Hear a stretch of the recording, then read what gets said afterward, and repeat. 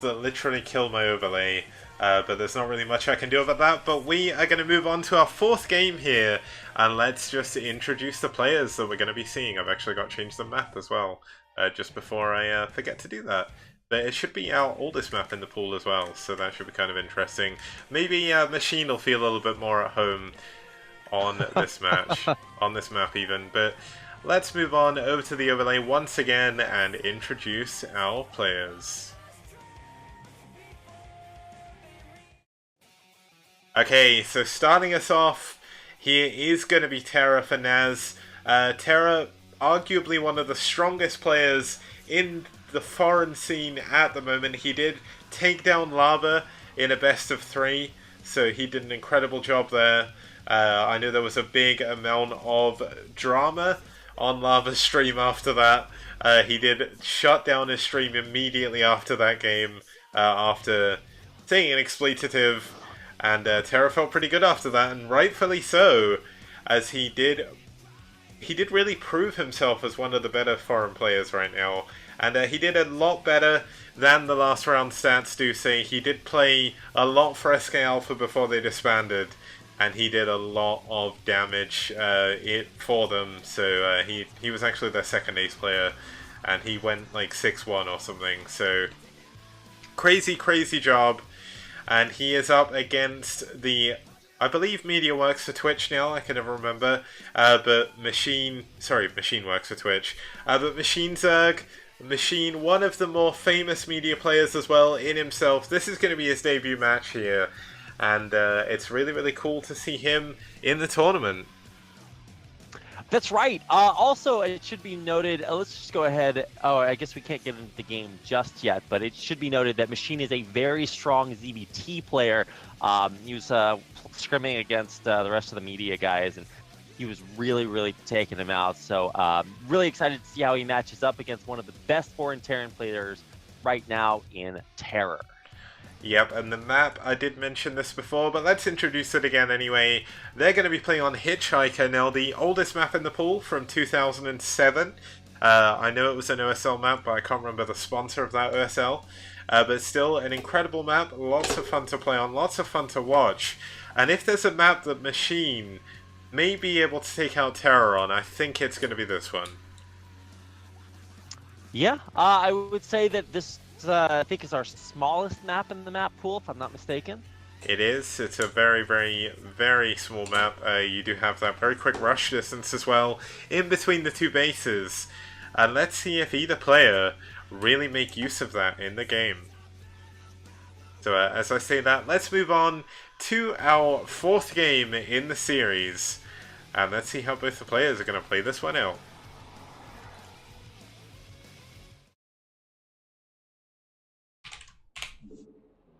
Okay, and I forgot to do the micro, so I'm just going to quickly do that now. There we go, extra high latency. As Rapid is in Korea, I'm in the UK, but starting us off in the top left-hand side, 10 o'clock position, we do have the green Zerg. It's going to be Machine. And his opponent in the also somewhat green color in the bottom right-hand corner of your screen, we're going to call this Seafoam, or perhaps Teal. This is TerrOr. Terran streams a lot. It's one of the best foreign Brood War players out there for the Terran race. Just overall killing it, and I'm excited to see these guys go up against each other. I would say that, you know, experience-wise, maybe Machine is going to have a little bit of an edge. I mean, TerrOr never quite made it to 4th place WCG 2008, but he is on top of his game right now. He's coming off of a big win against Larva a few weeks ago, and so I think a lot of people are very excited to see him play here. Yeah, and one of the other things is TerrOr has only recently joined the NaS roster. He joined at the very end of round 1. That was when SK Alpha and SK Bravo disbanded. So not only is TerrOr getting a new team with a lot of strong Protoss opponents, I know this is TVZ, but he also, I really do think that NaS benefit a lot from his inclusion. Not only do they finally have a little bit of diversity to the race in the roster, but they also get a very good Terran player as well. Yeah, absolutely. I'm excited to watch this unfold over the course of not season 2, round 2 of STPL. This is only the first time that we're getting a chance to see media play, and they already look pretty good. I'm honestly, Sugo versus Nyoken, you play that 10 times and maybe you get 10 different results. Very, very close matchup, but that pulls it back to make this game very important. There is a potential for an ace match here if NaS can pull it back here. So if you're rooting for a game 5, regardless of which team you're a fan of, then maybe you want TerrOr to win here. But I don't know what to expect. I was looking for the early pool, but we didn't have that build come out. I think it was a 12 hatch, if I'm not mistaken. Yep. Or no, it wasn't. Yeah, was it? Yes. No. I think it was 12 hatch, 12 pool, or 12 pool, 12 hatch, but either way, one or the other. A pretty strong opening on this map. You do really need to get that hatchery up as quick as possible to go for the sunken, but looks like TerrOr wants to end this quick. He's pulling the boys. God, come on. Okay, might have an ace patch coming up here. I don't, thankfully enough, the Overlord was there to scout this out. I mean, it's always just going to be right in front of your opponent's base, but this is just going to be very, very difficult to hold. How many drones is he going to pull? I think this might not be enough. The bunker's going to finish. Marines. There's 3 Marines in the bunker. The only thing Machine can do is add a sunken colony on. He's only lost 2 drones, 3 drones now, and TerrOr is doing an incredible job. This is going to be so hard for Machine to break down against this, and GG! All of that build-up to one of the quickest wins I've seen. But you know what? TerrOr, a very strong player, knowing that he goes into this with an advantage by default, I would say, just on the fact that Machine is kind of getting back into the game again, which is great to see, and I'm really happy for that as well. And it's good that Machine stepped up to play for In Control.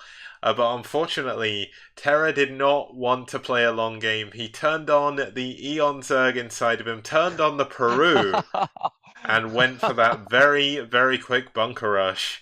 Emulating Boxer, really, if I do say so myself. Well, I don't know if Boxer could win a game in Brood War right now. That guy hasn't played for a while, but the old school Boxer certainly did his fair share of moves that looked exactly like that. Back in those days, we didn't call pulling the SCVs, pulling the boys. It was a different time, but it looked very similar to what we saw right there. Wow, what a decisive win. That's the fastest game that we've had probably all season. I think it's safe to say that. One of the fastest, yeah. I think the only fastest game was, I'm fairly certain someone lost a 4-pool in TBC in round 1. Okay. So, I mean, that's the only way you could possibly get faster. That was so fast, I'm not going to even bring up the intro. There's no real point. What I'm going to do is I'm just going to quickly set up the overlay. I've already loaded up the game, so Rapid can start to join and download while I set this up. But really, really decisive win there by NaS, and that will take us to an ace match. And if I was to ask 10 people before the game, 10 people who know Brood War, obviously, if I was to say NaS are playing against Media, what would you think the score would be? I really doubt anyone would say it would make it to the ace match. Like, Media have done an incredible job in this series to even make it this far. So really, really exciting to see that. Just because a lot of people maybe wanted to write them out a little bit because they are a lot of older players, but they've certainly shown that with age comes wisdom, and they've made it here to Game 5 against the strongest team in the North America region. Now, one of the most iconic Media players of all time, aside from guys like Artosis, is Hydra. Now, unfortunately, he does not own a keyboard at the moment, so the chances of him coming out as a player may be a little bit limited. But it does look like in this game we get a GG, go re situation. As not to spoil it, but well, I guess I just did. We are going to see Machine face off against TerrOr again.